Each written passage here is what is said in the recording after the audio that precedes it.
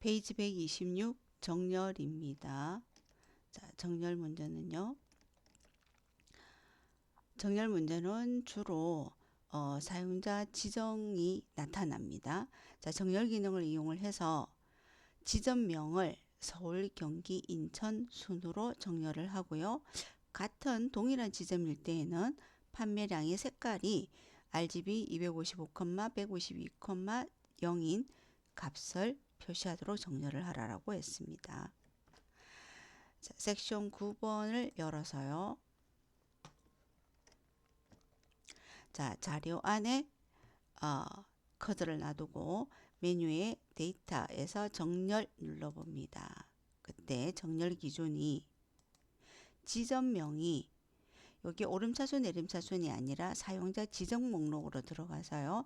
여기에 적혀져 있는 대로 서울, 경기, 인천, 서울 엔터, 경기 엔터, 인천 엔터 해서 추가를 누르면 왼쪽에 추가가 되고 여기에도 나타납니다. 그때 확인하면 오름차순 내림차순이 아니라 서울, 경기, 인천으로 되어졌습니다. 여기다가 기준을 더 추가를 합니다.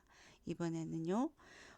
조건이 판매량이 셀 값이 아니라 셀 색깔입니다. 이게 옆에 셀 색 없음을 눌러보면은 이 색깔이 나타나죠. 자, 요때 RGB 색깔이 255.192.0입니다. 이 색깔로 하겠습니다. 해서 확인해주면 네. 서울, 경기, 인천 이렇게 나타나지고요. 이때의 판매량이 같은 서울일 때는 색깔이 있는 것부터가 먼저 나타나고 색깔 없는 게 뒤에 나타납니다.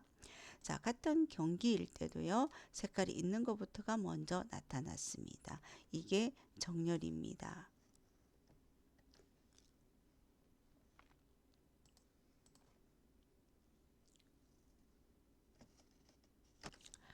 자, 그 다음 기출 따라잡기가 129쪽에 있습니다.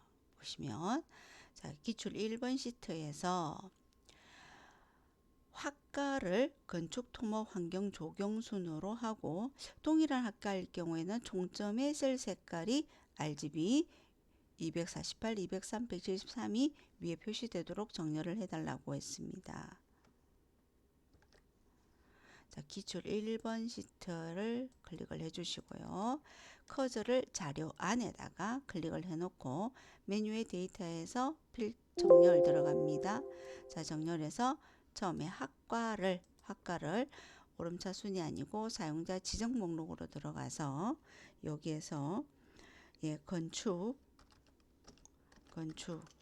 토목, 환경, 조경이라고 써서 추가를 눌러 주시고요. 그럼 추가가 되고 확인합니다. 그런 식으로 정렬이 되고 또 같은 학과일 때는 기준을 더 추가해 가지고 총점이 다음 기준은 총점이 셀 값이 아니라 셀 색깔에서요.